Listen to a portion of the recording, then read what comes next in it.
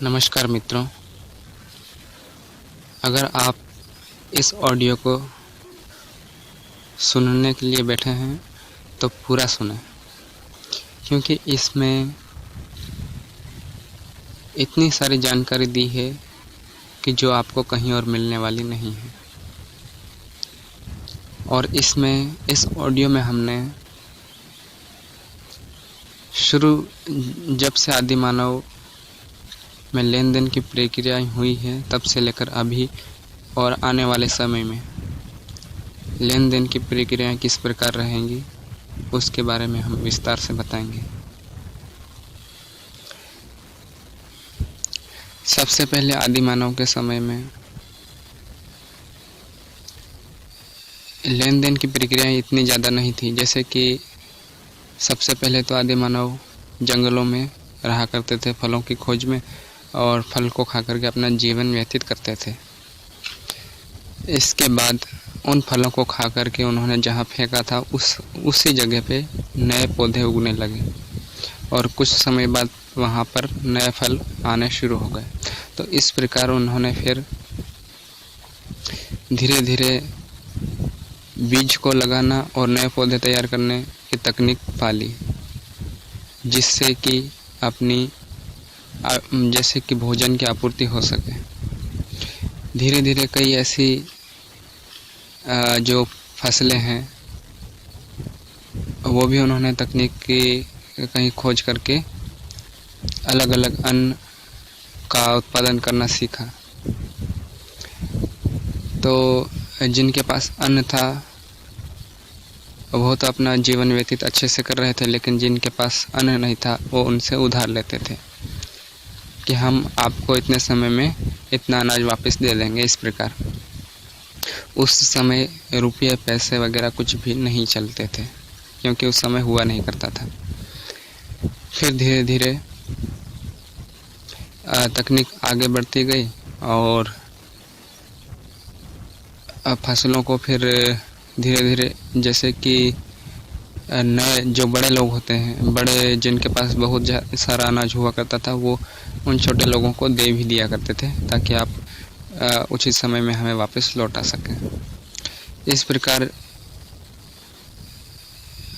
मनुष्य में विकास होता चला गया, और जिनके पास ज़्यादा अनाज वगैरह हुआ करता था वो थोड़े अच्छे से जीवन व्यतीत कर रहे थे, और जिनके पास नहीं था वो गरीब ही रहा करते थे। यानी कि गरीबी और अमीरी का ये सिलसिला यहीं से चालू हो गया।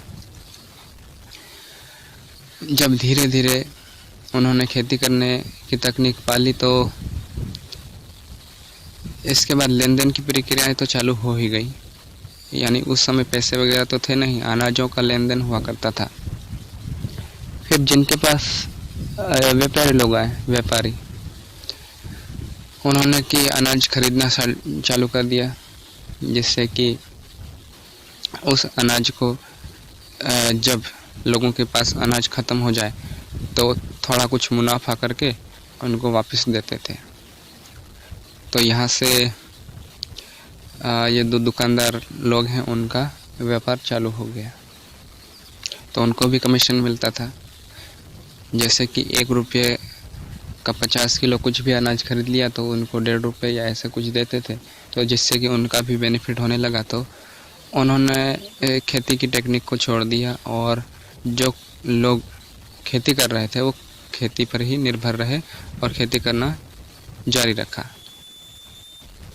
इस प्रकार धीरे धीरे पैसों का विकास हुआ, जिसमें पैसों से भी और छोटे कॉइन्स हुआ करते थे, जिसको आने बोलते थे, वो शुरू हुए सबसे पहले। और उस समय एल्यूमिनियम वगैरह ये सब धातु हुआ नहीं करती थी, तो उन्होंने चमड़े के सिक्के जारी किए, जिससे कि उसके बदले में चमड़े का सिक्का अगर आपके पास है आने का, तो उसके बदले में आप अनाज खरीद सकते थे। इस प्रकार लेन देन शुरू हुई। इसके बाद एल्यूमिनियम के सिक्के बनने चालू हुए, तो आनों में पैसों से भी छोटे होते हैं वो आने से लेन देन हुआ शुरू हुआ। इसके बाद पैसे का विकास हुआ, तो उसमें फिर पैसों से लेन देन शुरू हुआ।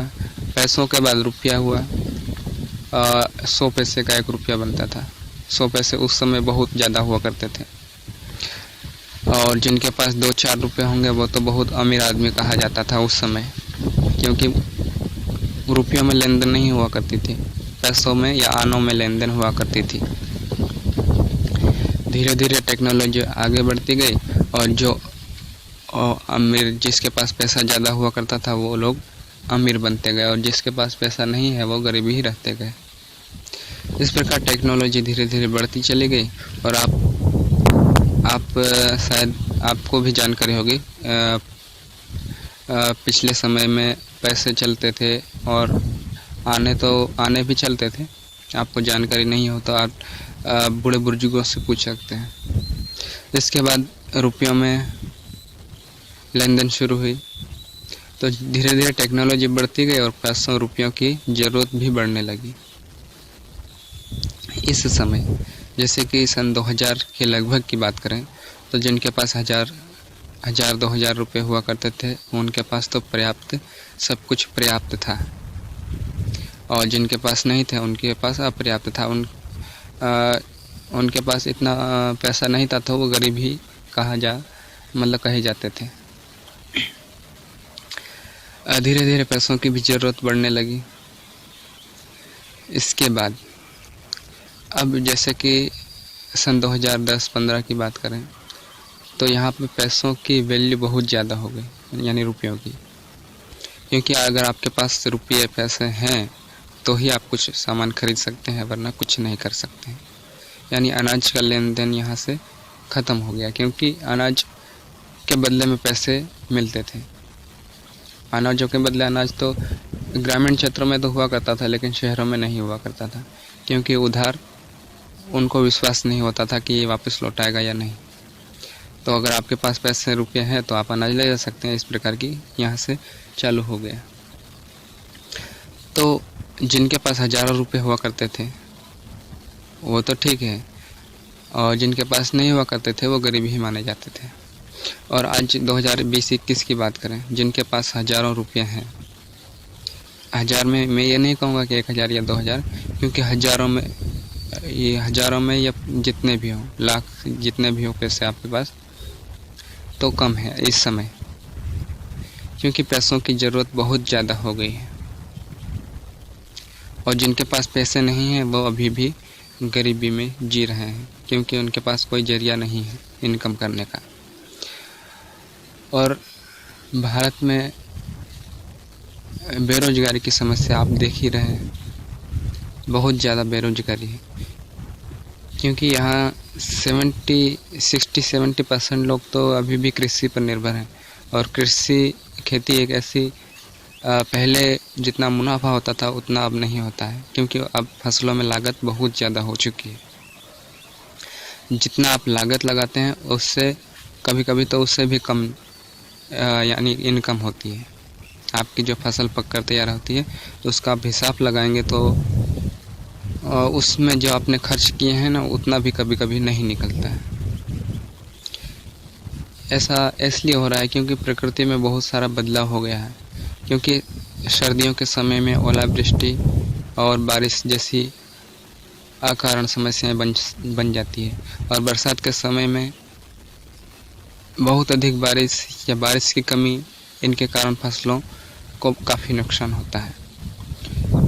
तो किसान लोग इसलिए ज़्यादा गरीब होते जा रहे हैं, क्योंकि खर्चे बढ़ चुके हैं। मेरा मकसद बताने का यही है कि आपको इनकम का जरिया कैसे क्या करना चाहिए उसके बारे में आपका जानकारी मैं आपको दूंगा। ठीक है, विस्तार से मैं बता रहा हूँ, आपको पूरा सुनते जाइए। इसके बाद आने वाले 2025, 30 और 40 के लगभग आपको विश्वास नहीं होगा, रोबोटिक सिस्टम आ जाएगा। जो दुकानदार लोग होंगे ना, अभी तो आप मार्केट में जाते हैं तो दुकानदार से आप बोलते हैं कि ये सामान हमें चाहिए, तो उसके बदले में आप पैसे दे देते हैं, वो सामान आपको दे देते हैं। लेकिन आने वाले समय में 2025, 30 और 40 के लगभग वहाँ पे रोबोट्स बैठे होंगे दुकानदार की जगह पर। वो आपसे बात भी करेंगे, आपको सामान भी देंगे और डिजिटल ट्रांजैक्शन हो जाएगा। उनके सामने एक बारकोड लगा होगा या कुछ भी इस तरीके का टेक्नोलॉजी होगा जिसमें कि आप उनको ऑनलाइन मनी ट्रांसफ़र कर सकें और उनके बदले में वो आपको सामान भी देंगे और बिल भी पे करेंगे। ऐसा सिस्टम आने वाला है।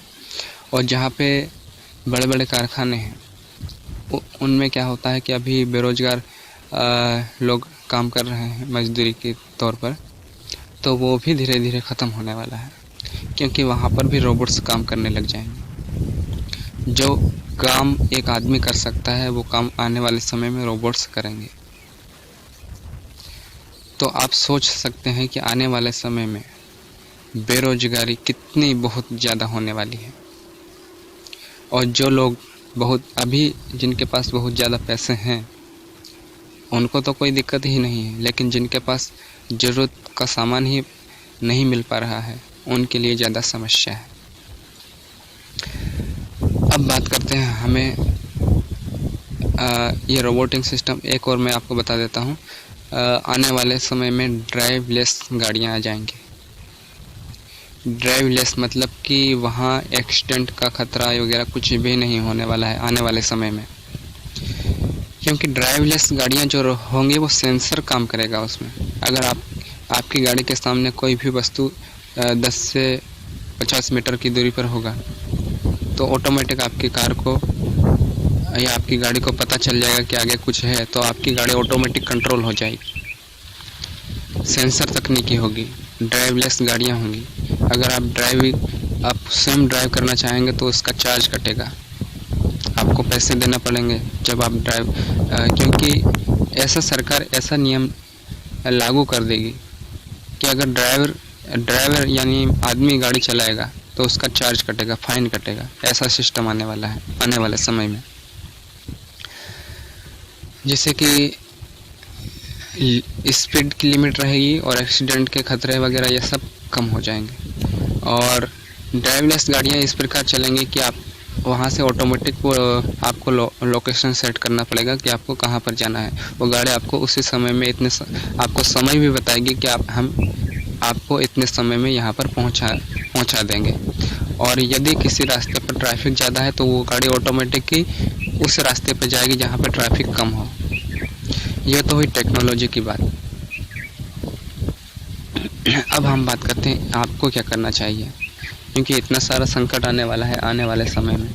तो हमें कुछ ऑनलाइन ऐसी भी साइट्स हैं जिससे कि हम उन भविष्य की आने वाली समस्याओं की आपूर्ति कर सकते हैं। उसके बारे में हम आपको डिटेल्स में जानकारी देंगे, डिटेल्स में वीडियोस अपलोड करेंगे जिससे कि आपको उसकी जानकारी मिल सके। इस समय मैं बात करूं जिनके पास लाखों रुपए हैं, वो लोग 1 महीने के अंदर ही उस पैसों को डबल कर रहे हैं। ऐसे सिस्टम उपलब्ध हैं, लेकिन हमें इसकी जानकारी नहीं है। ऐसी टेक्नोलॉजी उपलब्ध है जिसमें आपके पास 1000 रुपये हैं तो उसको आप 10 से 15 दिन में ही डबल कर सकते हैं। ऐसी टेक्नोलॉजी उपलब्ध है, लेकिन इसकी जानकारी हमें नहीं है। ठीक है मित्रों, बोट की बात करें तो रोबोट्स तो आदमी की तरह होते हैं, लेकिन बोट होते हैं वो ऑनलाइन होते हैं। वो भी अब उपलब्ध हो चुके हैं। उसकी आप यूट्यूब पर सर्च कर सकते हैं कि बोट क्या है, तो वो भी आपको जानकारी मिल जाएगी। क्योंकि आप जब भी कोई बड़ी साइट पे आपकी आईडी लॉगिन करते हैं तो उस समय आपको ये नोटिफिकेशन या आइकन प्रेस करने के लिए ज़रूर आएगा कि आप मानव ही हो, बोट तो नहीं। इसलिए आपको कुछ इमेज वगैरह या कुछ क्वेश्चन वगैरह पूछे जाते हैं कि आप हकीकत में इंसान ही हो, तभी आपका लॉगिन हो पाएगा। क्योंकि बोट भी अब गूगल पर यानी कि ऑनलाइन सर्विसेज पे उपलब्ध है। जो काम एक आदमी बैठा हुआ करता है, जैसे कि डाटा वगैरह का जो भी ऑनलाइन काम होता है, वह बोट भी कर रहे हैं। जिससे बोट भी वही काम करता है जो आदमी करता है, वो भी रोबोट्स की तरह होते हैं, उनमें भी इतना टैलेंट होता है। ठीक है मित्रों, तो अब हम आपको इस जो हमने ऑडियो बनाया है, इस ऑडियो को यहीं एंड करते हैं। टेक्नोलॉजी की अगर बात करें तो अभी तो बहुत सारी जानकारी है, ये तो मैंने अभी अपने मन से बताई ही जानकारी आपको। आने वाले समय में हम आपको उसको कैसे मतलब कि ऐसी जानकारी आपको देंगे जिससे कि उन परिस्थितियों का सामना हम कैसे कर पाएंगे। जैसे कि आने वाले 2025 से 30 की बात करें तो आपके पास 1 लाख रुपए से ज़्यादा होना चाहिए, तभी आप अपनी ज़रूरत की चीज़ों को खरीद पाएंगे। अगर 1 लाख या 1 लाख तो मिनिमम मैं बता रहा हूँ, उससे ज़्यादा जितने आपके पास होंगे उतने कम पड़ेंगे आपके लिए, क्योंकि टेक्नोलॉजी बहुत सारी बढ़ जाएंगी। और अब मैं पीछे लेके जाता हूँ कृषि के बारे में। तो कृषि में भी ऐसी टेक्नोलॉजी आ जाएंगी, ऐसी टेक्नोलॉजी आ जाएंगी जिससे कि किसानों को उस खर्चे के मतलब उस जो आप खर्चा कर रहे हैं, उसमें लागत लगा रहे हैं, उससे कई गुना प्रॉफिट मिलने वाला है। लेकिन वो तभी होगा जब आपके पास उसको करने के लिए पैसे होना चाहिए। आपके पास पैसे होंगे तभी वो सब कर पाएंगे। ठीक है मित्रों, आशा करता हूँ कि आपको ये ऑडियो बहुत ही अच्छा लगा होगा, और नहीं भी लगा हो तो आप मुझे कमेंट में बताएं। ठीक है, इससे अच्छी सी जानकारी मैं आपको बताने की कोशिश करूँगा। मिलते हैं नेक्स्ट ऑडियो एवं नेक्स्ट वीडियो में, तब तक के लिए धन्यवाद। जय हिंद, जय भारत। नमस्कार मित्रों।